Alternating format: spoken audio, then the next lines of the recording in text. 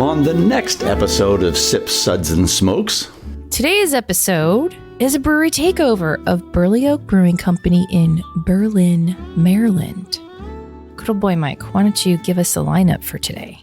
The beers we're going to be tasting and discussing today from Burley Oak Brewing Company are Bunker C, an American porter at 6.6%. The Pale Ryeder IPA, an imperial at 9.8%.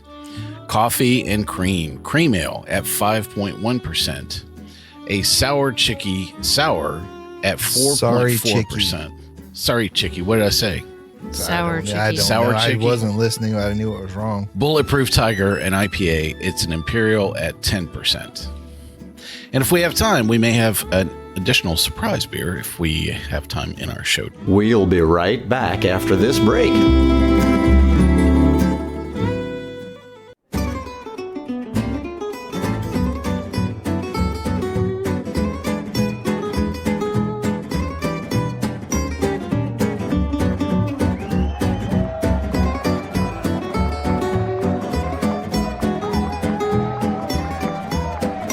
Brought to you almost live from the Dude in the Basement Studios. Why? Because that's where the good stuff is. It's Sips, Suds, and Smokes with your smoking host, the good old boys.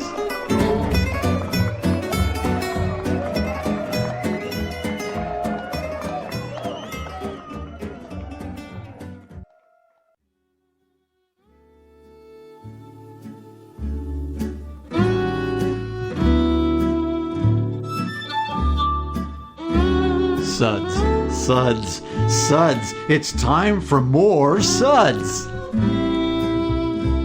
Welcome, everyone, to another Sud segment where good beer meets bad radio and sometimes bad beer. Well, never mind. Joining me at the table today is good old boy Kendall. How are you doing? I'm so happy to be here. Yee! Me too. I'm glad you're here too. And you are sporting a very cool Very sweatshirt. festive. You Yes. can see that sweater from orbit. It's my first beer-themed no lights. Christmas sweater. Kindle so- is the Wait, reason first for the ever? season. Yeah, I don't have any beer-themed Christmas sweaters. Really? I've got other Christmas sweaters, but yeah, the only one with beer on it. Ties it all Who's together. is Kindle the one? You're the one with the sweater with the deer doing dirty stuff? No, that's Mike. Oh, That's sorry. me. That's mine. Okay. That's my holiday sweater. Yeah, that's his. Speaking of which, But I'll loan it out to Kindle. good old boy Mike, hello. I am here to make fun of all things, Dave. Thank you. And aren't you in your Come finery back for the today matinee show too? as well. Gosh. Mike's dressed like an albino deer hunter. I like it.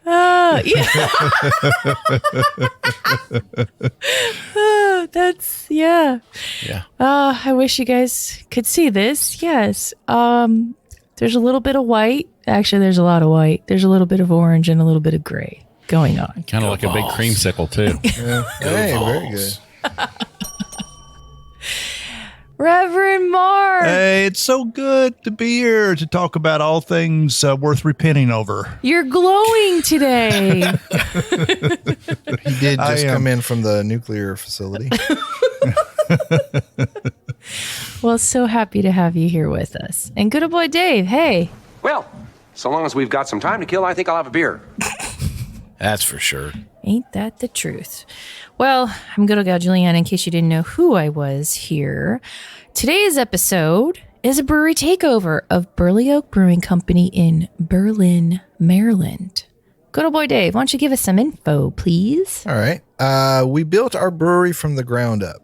But isn't that how all breweries are built? I mean, because you can't build it from the roof down. So, anyways.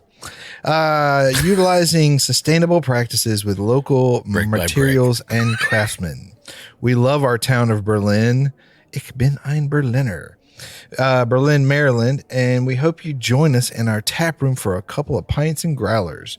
Our goal is to produce distinctive beers with unsurpassed quality while blending contemporary and traditional brewing methods. I just want to point that unsurpassed was the big word in that entire paragraph for Dave. I'm getting a lot better about picking what I'm going to read.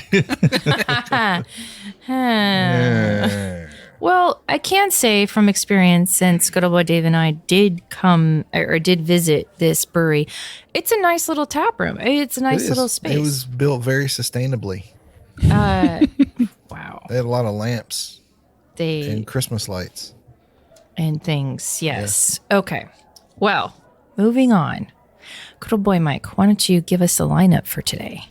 The beers we're going to be tasting and discussing today from Burley Oak Brewing Company are Bunker C, an American porter at 6.6%. The Pale Ryeder IPA, an imperial at 9.8%. Coffee and cream ale at 5.1%. A sour Chicky sour at 4.4%. Sorry, Chicky. What did I say? Sour Chicky. I don't Sour know. Chicky. I wasn't listening. I knew what was wrong. Bulletproof Tiger and IPA. It's an imperial at 10%. And if we have time, we may have an additional surprise beer if we have time in our show today. So if we have time, we'll have a beer if we have time. Correct. That's what he said. Okay. All right. I If just we want to have make time. sure.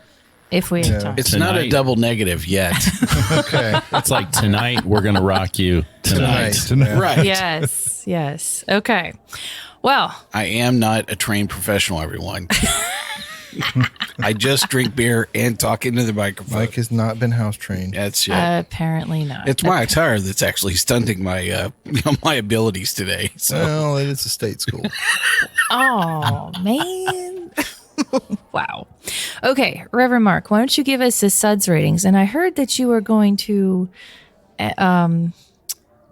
channel, I guess, a particular... Wow. Yes. Wow. Well, I don't know. Is it a wizard? Is it Colonel Sanders? Does anybody know? I will channel it now. These beers that we will be discussing and rating with these SUDS ratings go as follows. Number 1. Wow, that sucks. Give me anything but a bud. I think he's a ghost. Number He 2. might be. Was that a belch? Number 3. What a relief. No, he's Mr. Ed. Number 4. A body should not make a sound like that. No, he's just making stuff up. And number 5. Listen to that hang time. Give me another. That was darn fine, Reverend Mark. Darn fine. This episode is being brought to you by the Department of Redundancy Department. what have I started here? Thank Smart. you, everybody. Good night. Okay, let's get to the beer. The first one we are I already did. I'm sorry. Am I I think that's skipping why ahead? the. Am I skipping ahead here? I think that's why things have gone this way so Okay. far. Okay, first one we're going to talk about today is the Bunker C American Porter, 6.6% ABV. A robust porter, pitch black in color with notes of baking chocolate, fresh coffee, and Interesting. a distinct umami character. Ooh, mommy. Really? Oh, your mommy. I get baking chocolate. I don't know. It's very bitter. It's almost like somebody handed you a baking chocolate bar with like 28% cocoa. Yeah. Do you taste mommy? No. No. It is kind of like baking, almost like the cocoa powder too. Yeah. You know that. Yeah. Like cocoa powder, but there is a bitterness to that, and it's that coming just from the chocolate, or Yeah. I don't think the coffee is bringing, that component around it. I do get coffee though. I think. after a few sips, the coffee starts coming out, and I think after a few sips, I start liking this a little more. That first taste of this, it's you have pretty, to adjust yourself Yep. to it. it's pretty upfront. Yeah. So I would say in general, I'm not a fan of flavoring porters.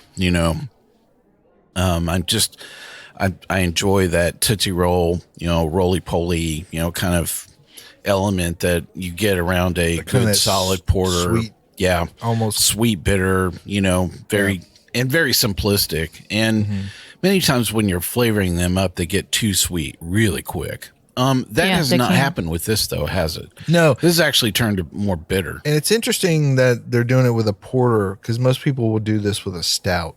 True. Right. Yeah. Because I think porters usually have some caramel in them when stouts don't. Right. And then any of the caramel's going to get kind of pushed off to the side. I think what's interesting is when I'm reading the notes here is that they named this because it looked like crude oil. And yet, when we were pouring this in the glass, I don't think it had like a really high viscosity to it. It's definitely very opaque, for sure. It is dense when you look at it, but we've poured things that have crude oil. It's light on the body. Yeah. It's Surprisingly. deceiving. yeah. And I think part of what I'm leaning towards is that it really just has a ton of sugar on it. It's just not been sweetened up. It's been bittered out. If I had to describe something, I think that's why I'm liking it, though. Yeah. I'm just not a big fan of sweet beers overall. And this is really starting to grow on me. That little bit of bitterness from the coffee and chocolate or whatever's going on in I there. want to try to leave a little bit of this in my cup to I'm let liking it it warm more. up a little bit. My thoughts exactly. As I think our it would be better. resident dark beer lover, Juliana, what are you getting out of this? I'm in Kendall's camp because I'm really liking it. What always worries me about porters is they tend to be a little sweet. Mm-hmm. They're thin and they're sweet, and I can't get behind that. So this is thin, though dark. I mean, deceivingly dark in color, and I like the bitterness. And it tends to, like you said, it tends to get bitter as it stays on my tongue, which is kind of wizardy. Because you don't expect it to be like that. Yeah, it's very magical. It's a kind of magic. It is a kind of magic. But I'm digging it for what they did. I don't know what kind of voodoo they put in this, but I'm liking it because it's standing out to me. Reverend Mark, what'd you think of this? Yeah, I don't think it's a classic, robust American porter, but that doesn't mean that's not a bad thing. Sure. And I do think it finishes more on kind of the dry side with kind of a almost like a dark wineskin kind of aspect to it, for me at least. Yeah, and I think it'll, as Dave said, will improve if I can just leave it alone and let it warm up. I know, right? I'm trying. I keep reaching back for it. I want to taste it again, but I need to. I would have one pint of this and be done. I don't think I could have more than one. I could put away a full pint, though. I think it's a decent 100%. porter. I agree Yeah. with that, yeah. Well, let's rate this up before we Okay. So the Bunker C American Porter from Burley Oak, we are going to rate a 3.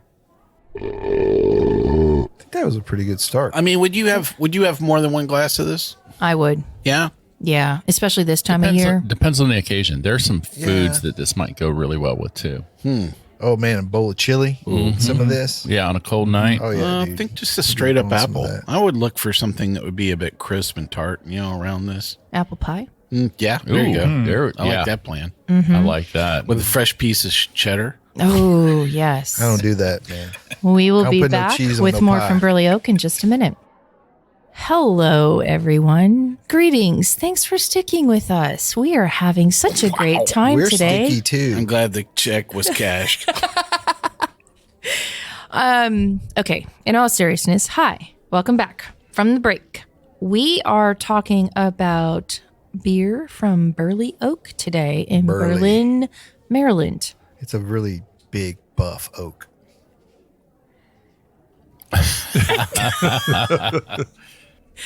Does a lot of pull-ups. Push-ups? Well, push-ups are good for the abs. Okay.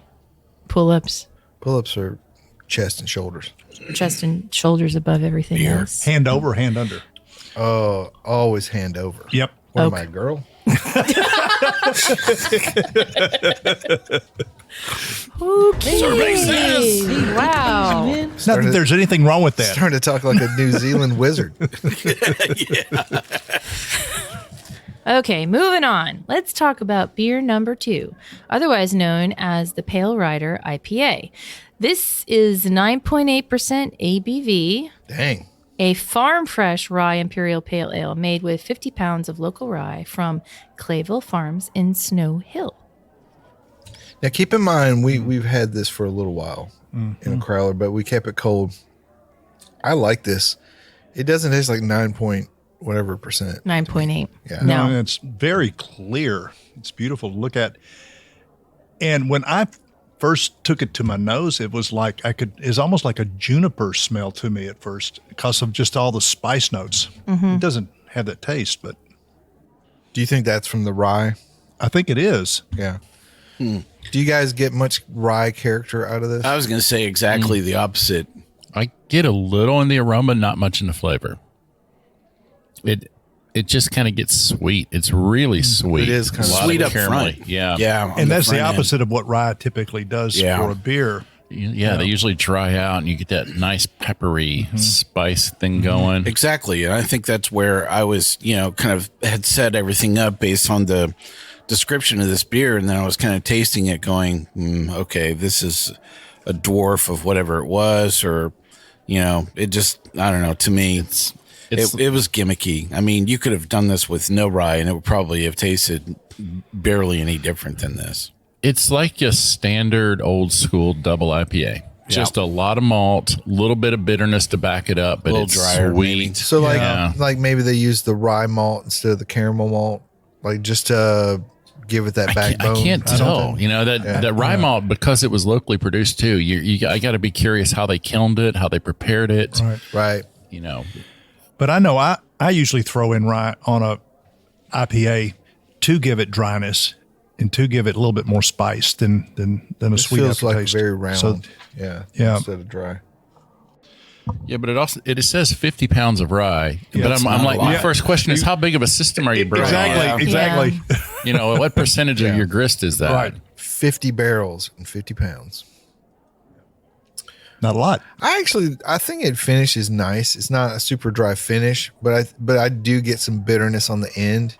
I think it's sweet on the front and bitter at the end, and I kind of like that. But I do agree with Kendall that reminds me of like an old school, like that Green Flash IPA from back in the day, like when they would make that their really big one. I am not a fan of this. I would probably. Well, Mike, I mean, honestly, it's going to happen sooner or later today. Yeah, we're going to find one where I've got a raspberry beer coming up later that I know you're going to just love. Yeah, I would. If this was in a taster flight, I might finish half of it and then move on. That would probably be about the extent of attention I would probably capture for me. Yeah. I just, reading the description, I just don't think that it was well executed. It's not a great beer. I don't find that it aligns with the description of it. And I don't know. It's not a bad beer. It's just not good. It's kind of middle. Yeah. Well, Yeah, even just less kind than of a that. midland. Yeah. It's like you were aiming for a target and you missed it. So just a big IPA. What do you think, JB? I'm still trying to figure it out. Yeah. Sorry. I mean, not to be mean. Like, I'm thinking, okay, pale ales, tend to be a little sharp to me at times. So, yeah, I kind of get that. But I am missing out on the rye. I'm smelling it more so than I am tasting it, and I'm just a little confused. I just wonder, like, I'm trying to remember back to when we had it fresh on tap, and it seemed like it was a little More sharper. pronounced. Yeah. So it could be This was just a victim this was of Crowler. It could be, being yeah. a Crowler for a while. It could be yeah. us. So it may be less than what it was, but this is what we have to go by. Right. What do you think, Reverend Mark? Well, I think also it kind of a form of a question. There's a lot of emphasis, and I think rightly so, on indigenous products, trying to get as much locally sourced stuff as you can. But I share kind of Kendall's question about, how was this rye really? Well, do you know like how consistent the rye? Right. Yeah. I mean, malting is a tricky business, and there's people that's all they do. And, if they might have a local malt house, I don't know. But just getting locally sourced rye doesn't tell you much if they didn't get it malted. Well, and especially going from one batch to the next. You might knock it out of the park with one, and then the next and one. they might have just put the straight rye in there. They might have not done anything to it. Might have just been raw rye, which and then it should be a farmhouse kind of project rather than. Well, but then do you actually get the full? That's what I'm wondering. impact? If they Like, put I don't raw know. rye in, you might not get that. You might need to kiln it a bit to pull Because that there's out. some beers, right? Mostly Belgian that use like unmalted wheat. I've heard of that a lot more than Wit unmalted. beers historically. Yeah. which really you just get the sweetness in the sort of the mouthfeel from that. But I don't know. Yeah. I don't know. Okay. I could go 2 or 3. Yeah. All right. Either way. Okay. Well, we are going to rate the Pale Ryeder IPA from Burley Oak a 2. Okay. All right. All right. So we do have an update today in the world of wizardry. I know that really has a lot of overlap to the world of beer, but in New Zealand, a city has taken its official wizard off the payroll. Kind of an unfortunate time down there for wizarding in New Zealand. But you know what, though? This could be good for one aspiring wizard who's looking for a job. Do you think it's that kid at career day when you're going, Billy, what do you want to be when you grow up? I want to be the town wizard. I want to be Harry Potter. But, you know, he did have a highlight. He did have a career full of highlights that included rain dances in New Zealand and Australia during droughts, participating in protest, and repainting telephone booths. So quite the wizarding resume right there for you. What does repainting a telephone booth have to do with wizarding? What are telephone booths actually? What does the town painter do if you take over his job? That just shows how little you know about wizardry, man. If you I have love to this ask. guy's name. But, that was The wizard is known as Ian Brackenberry Channel. Don't mispronounce that. And there is a picture of the wizard. You can find it out there. I'm sure if you Google New Zealand wizards, you'll find him, and he looks exactly like what you think he would look like. I'm guessing he's probably the only picture that will come up. This is Google. This is a resume wizard that I would really, really, really, really love to read. Can we get him on the show? Maybe I'll talk with our agent and see if we can, our booking agent, see if we can line him up. I mean, you got to think like New Zealand, tons of great hops. What kind of beer would down you there? drink? You know, you think? Look at Julianna. She didn't even know where to start. So She's speechless. So what's amazing about this is part of his contract called for providing acts of wizardry and wizard-like services, and he was paid a whopping $11,000 US a year. So it's not like he's crushing it down there. Yeah. Well, I don't know how far does 11 grand a year go in New Zealand. Probably not very far. Oh, I don't know. How many telephone booths are we talking about? Well, and that's all he's 5, 10. That's the only income he's reporting. Right. You know, like But does he need income if he can just conjure his own, Does he get victuals? Hey, Wizard's got an iPhone. Got to have an iPhone. You know. I'm thinking he just, abracadabra everything he needs. He doesn't need money. Can't abracadabra Does he get a 5G pension technology. plan? Does not say he's getting a pension plan. It looks like they've just cut the contract with Well, him. there was some controversy. Yeah. He made some very Misogynistic. he was not down with the 20 wizard's gonna wizard. Yeah, that's true. He was old school.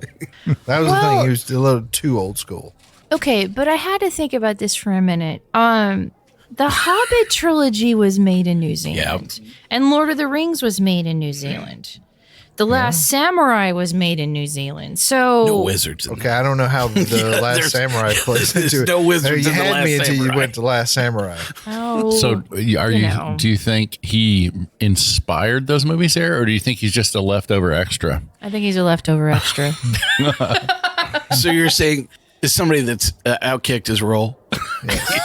He doesn't say abracadabra. He says Peter Ian, Jackson. Ian, cut. We're done. We're cut. We're done. Maybe he's hoping that Peter Jackson will come back and visit. Yeah. Is he the president of the Peter Jackson fan The club? new Avatar. He might Is that be. his side gig? Is that his side hustle?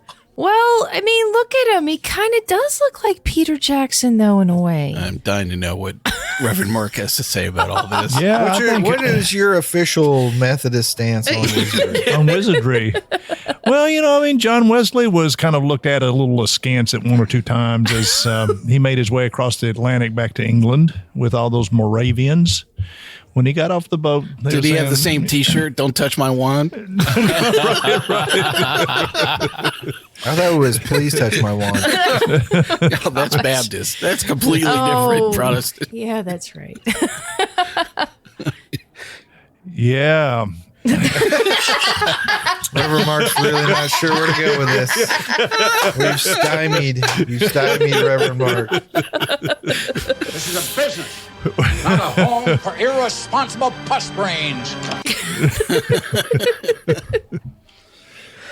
Oh yeah. What's he sorry, do? Reverend. What's he going to do next? Yeah, where do you go after? Yeah, it's like, can you see him interviewing for his next job? So tell me what you've been doing. I've been a wizard. Well, he's city wizard. He looks I've like been painting phone booths. an older wizard, so maybe there is a wizarding retirement home, kind of like a Hogwarts, though. Okay, but for retirees, not kids. yeah, and for your halftime show here at lunch today, we have Ian, the wizard. Yeah. Put your teeth in for him, people. Come on, let's put both those hands together. Let's give them a big welcome here at the wizarding retiring. You're walking home. a fine line, buddy. You don't want to go too far insulting old wizards. He's got nothing to lose now. Wow. And he was doing this for a while. Yeah. Right? 20 years. Yeah, quite the established wizard. I want to see his performance reports. I just wonder, how many other cities have a city wizard or a? I can think of some cities that need a wizard. Yeah. Okay, well, here it says that Christchurch is the only city in the world to have had its own official wizard since 1982. I So would say if before you could find 82. somebody to fix all the potholes in town, that would be a wizard. That would be a modern day miracle. I would call them a holy man and put them on the payroll. No doubt. So 1982. So pre Oh, 1982. that's like $27,000, in modern day money. So yeah. pre 1982, there were probably a lot of places that had their own wizard. Then they all just said no. Yeah. That's it. Well, I mean, They became modern people. do you go to school for this? Do you? I think get, it's like one of those learn at home courses. learn at home Did with a Ian get a certificate. C+ in wizardry? I don't know. Where's Hey, the look, grade A wizards? Where are they working? Hey, how many people could keep that job for 20 years? Yeah, All right, you that's got true. to give them some respect. Well, Yeah. before That's the real skill. yeah. Exactly.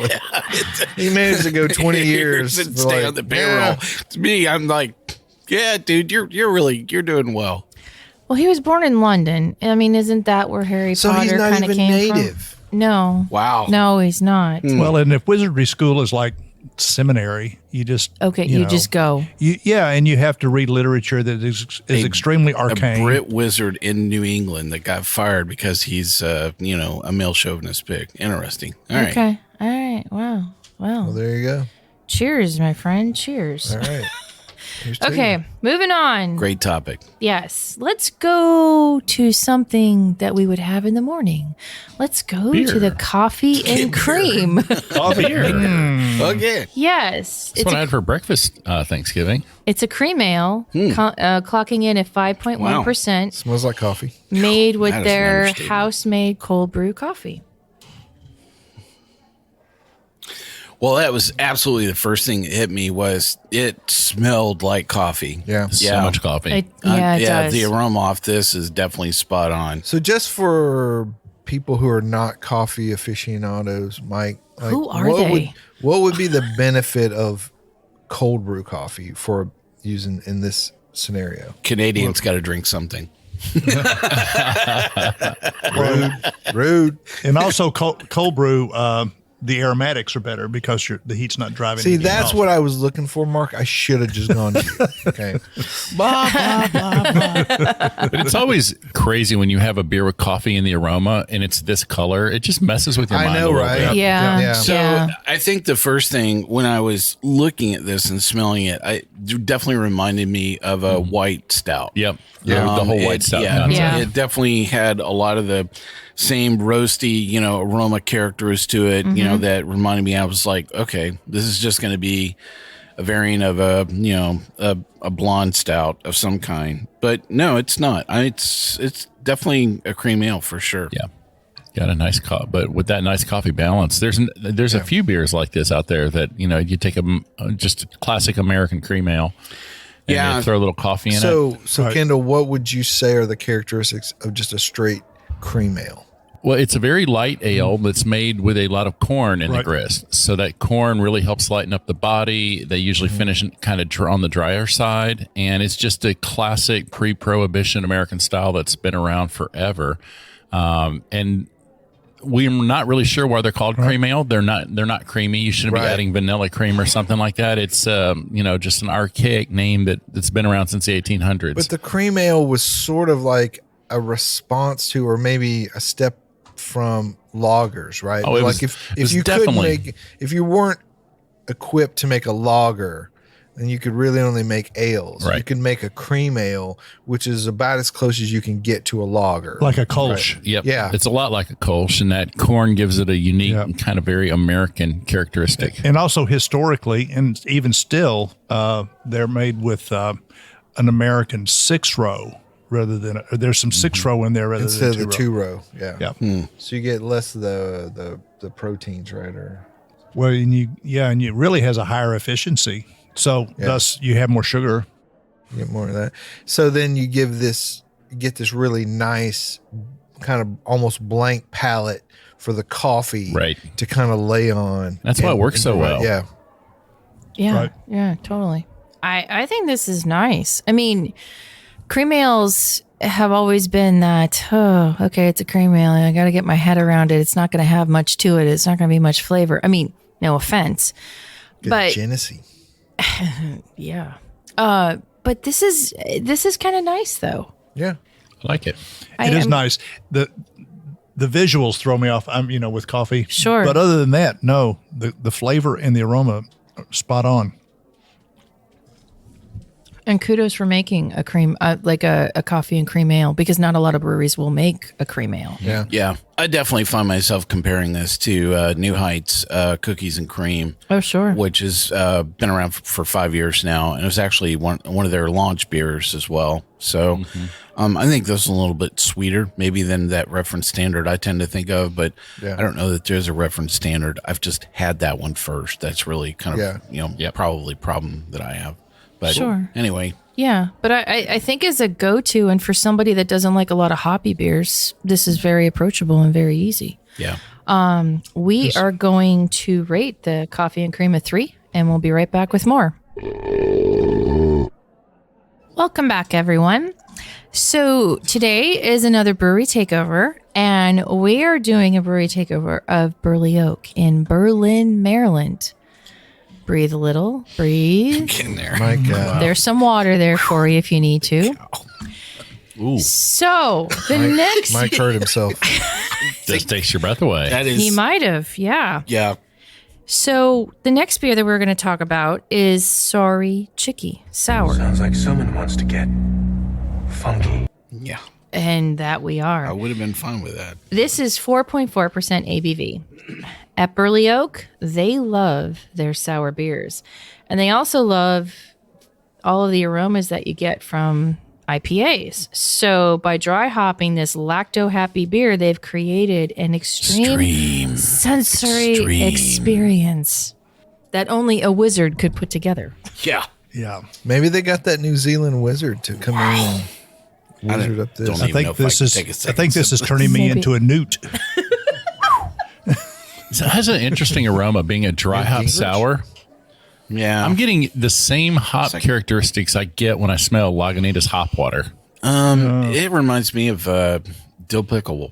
It reminded me of Vicks Vapor Rub. Yeah. It doesn't smell like a beer. It smells like No. something was dry hop, but I don't Definitely even pickle get- juice. Yeah. I don't really get the hop. But I'd like to pour this in my aromatizer at home. See what that would do. When Mike said it tasted like dill pickle, it does remind me of that beer from Urban Artifact. Yeah. The dill pickle beer. Yeah. yeah, the sour with the hoppiness just is weird. Yeah. Well, my first reaction was that I felt like somebody had taken a full pound of sweet tarts and shoved it up my left cheek. It was just. I'm guessing you don't mean your cheek under your It nose. was. It had that same kind of dry, powdery, sweet. I'm sorry, sour, tart component to it, and it was invasive. It wasn't like, hey, I'm here. Let's, I don't think that's a positive word. Invasive. It is kind of like powdery, like they use some kind of powdered it was lemonade mix. extreme. Yeah. Yeah. What's weird is I don't dislike it. Honestly, Here, Dave, you can have the rest of mine. I will. I'll drink it. I don't love it, but I don't dislike it. I think it's.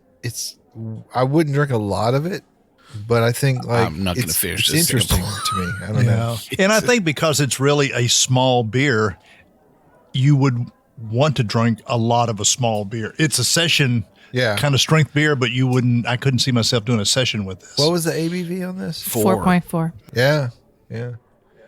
I don't know, man. I'm kind of torn. Yeah. Well, okay, I'm thinking about the area that this brewery is from, right? So if it's the summer, if it's kind of like high humidity, and you're out on Ocean City, which is in direct line to Berlin, for those of you from Maryland. Yes, one of my favorite places in Maryland is Ocean City. And I kind of get it. I mean, if it's humid out and it's really hot, you want something that's going to quench your thirst. And this will quench it. I mean, and it's low ABV, so you're not going to get drunk off of one can. This will clear 20 feet around you. Okay, that's fine. Because then you have enough space for your umbrella. I mean, Lonely. No sand in your crack. oh, just enough sand. Just enough sand. Yeah, I really don't like this. The more it's sitting here on my tongue, I think of all the, if they love sours and if this is indicative of, some things in their sour line, give it up, man.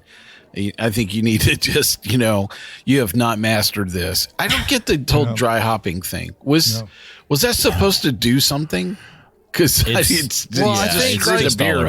there are other places that have done it, and I think of like, it's sort of in an opposite way, like Hudson Valley did the sour IPAs. That's good. Even Crooked Stave has done dry hop sours that have been really lovely. So it's not a bad idea. It's just poorly executed. It's just your different approach to it. Yeah, it's just a different approach. And it's probably kettle soured. And there's that. It's like, and I don't even think of IPAs as being this low on the ABV. Yeah. Okay. I'm going to wash my mouth out with more Bunker C. Well, okay. The majority is ruling on this, and we're going to rate the sour Chicky sour a 1. Wow. Oh.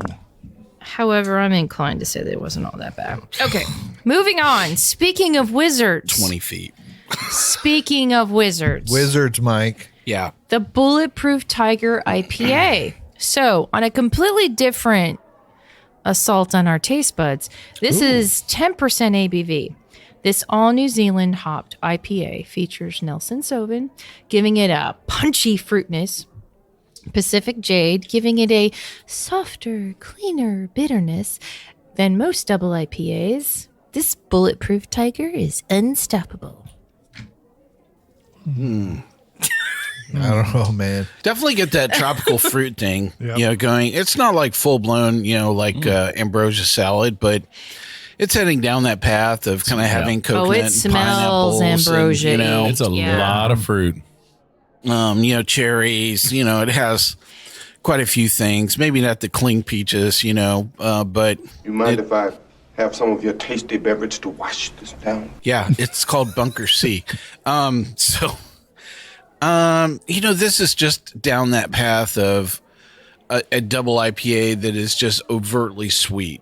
To me, it's the beer. The base beer is not coming through. How does it just finish to you though? Like to me, there's a sweet bitter on the finish, like right at the end. Just a little bit.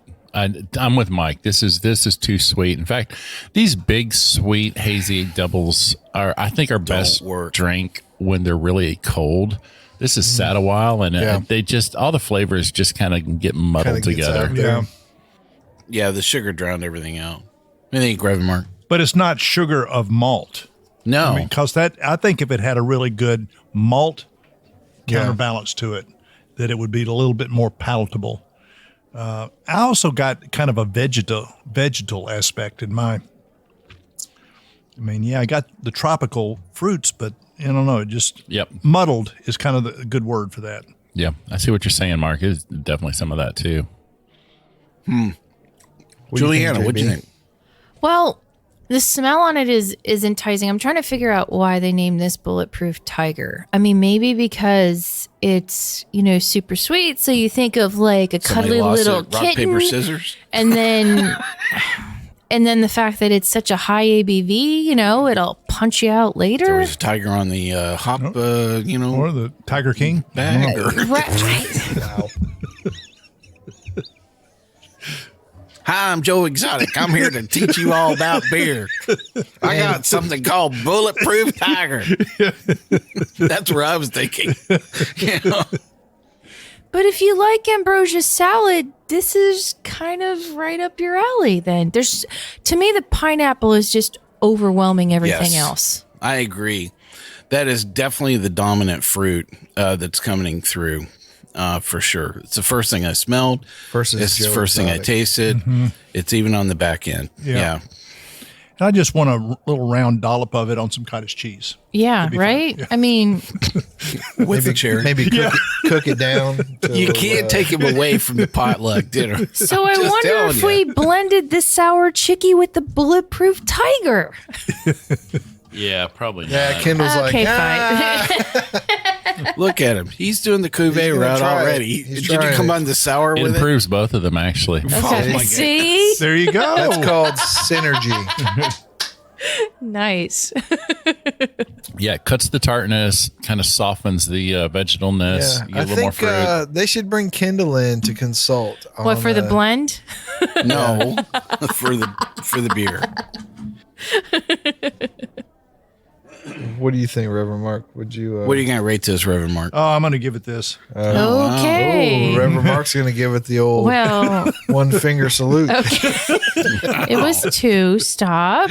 Okay, but for the majority of everyone, the Bulletproof Tiger Imperial IPA from Burley Oak, we're going to rate a 3.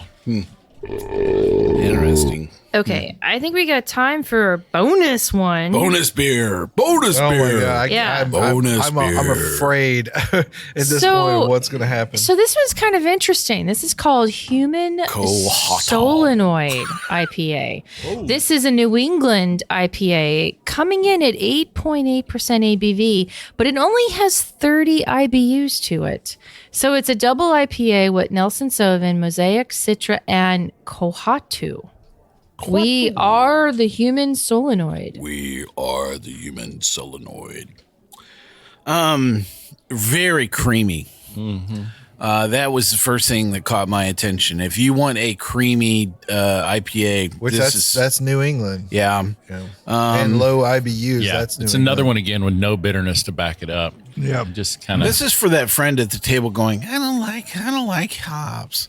Yeah. And you're like, what you don't like is something. Then have this. Yeah, what you don't like is you don't like something that's bitter. This is one of the sweetest smelling IPAs I think I've ever. That's true. Yeah. Very floral. Yeah, very, very floral. I don't think it's an IPA, but it could be. It smells like flowers or like grapes or like something like super sweet. Wow. Man, it just wonder like if those jasmine. Are the Kohatu hops. I don't know anything about that hop. I don't know anything about that hop. This is the first time I've had anything that had that in it. It's not bad. No, I mean, I actually could drink this. You only Do you only get that hop from New Zealand? Reverend Mark doesn't say that all the time. Okay. Yeah, wow. I don't know. I think that's a typo. There's no way there's 30 IBUs in this. This is definitely swinging more like 90 or 70. I don't think so, man. Like, there's no bitter on this. I mean, it's just hop oil. These Kohatu hops are from New Zealand. Oh, well. So there we go. Oh, there's the wizard got him over there. Wizard's got him back. We found his next job. Crushed pine needles. Nope. Tropical fruits. Yes. Yes. So Maybe some pine. I don't know. I don't think so. I smell. It's like a fruit salad, dude. I just smell like a fruit salad. So this is like banana and coconuts. If I had to pick a, fruit component, in this, mostly coconut. Yeah. I think I get the like a really overripe banana. You know, like how when you're like, I need to throw this out or put it into something. It's interesting. If I had not looked at I would have said this is a sessionable IPA. Yeah, it does not. It does not taste 8%. Yeah, no, I would probably be 2 or 3 glasses into this, going, "Wow, why do I feel so good?" Yeah. Why do I need to lay down on the floor? I'm wondering if their numbers are right. Off. Because some of these beers just feel a lot smaller to me than their numbers say. Yeah. Maybe. And I've wondered about that. Is there a little ABV inflation going on in the world? Because, people think, if I put 8.4 instead of 7.8, people might buy it. It feels like a 4 to 5%er. And I think the IBUs are closer to around the 70 or 80s. There is something to that, Kendall. I mean, it's not like, it's not like Europe where they get taxed by the ABV. Right. So, and people want to buy higher ABV beers. It's like, there was a story a year or two ago, somebody had one lab tested and it was like 5% off from where they were claiming. Well, now you've had a chance to, sample something with that hop. Would you choose to use it in a beer? Oh, yeah. I'm curious to see what it would do. What tropical banana it would bring? I would single hop a beer with that. Yeah, just curious. And maybe even I don't know anybody that makes a single hop of this beer, of that hop. I'm sorry. But I think like a single hop pale ale I think would be pretty tasty and make it a legitimately. Yeah, I think they should take whatever they're doing with the pale Ryeder and just single hop that. Send that beer to us. So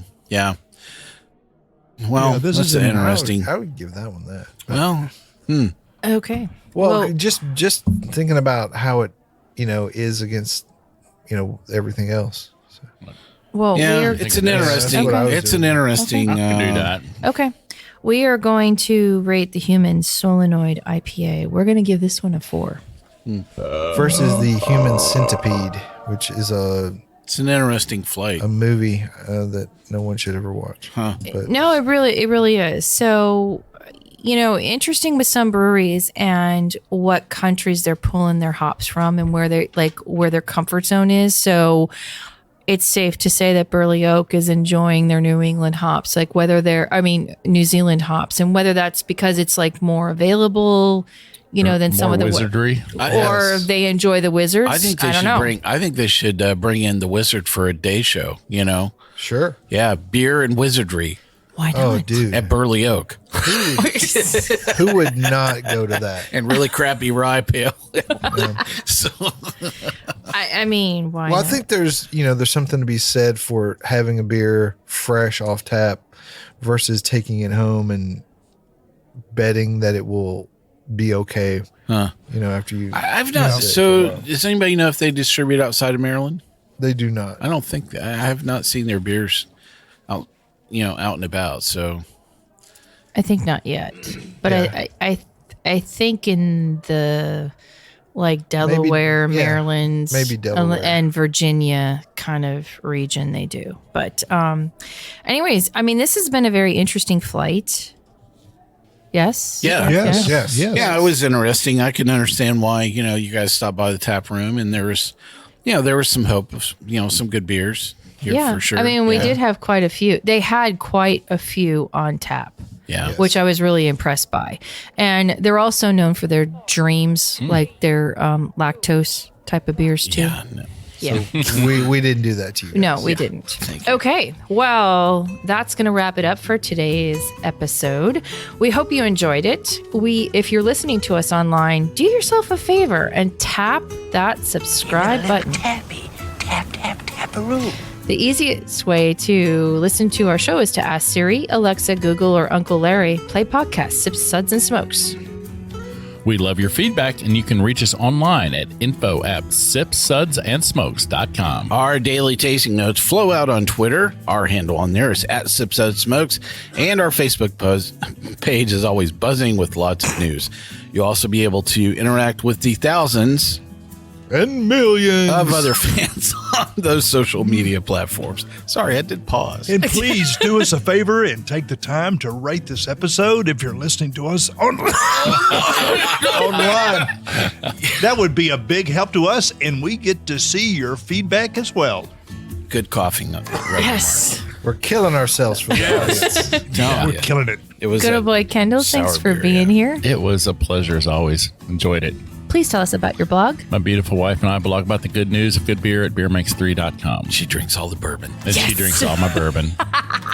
Love you, June, so much. Good old boy Mike. Hey, come back.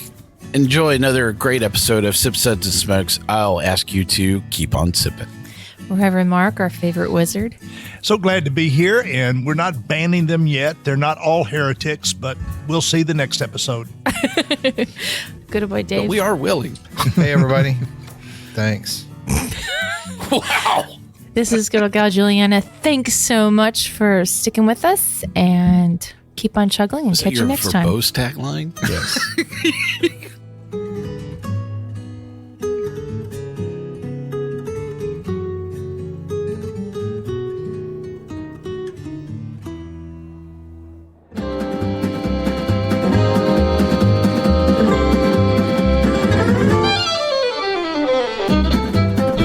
This has been a One Tan Hand production of Sip, Suds, and Smokes, a program devoted to the appreciation of some of the finer slices of life. From the Dude in the Basement Studios, your hosts, the Good Old Boys, will see you all next time.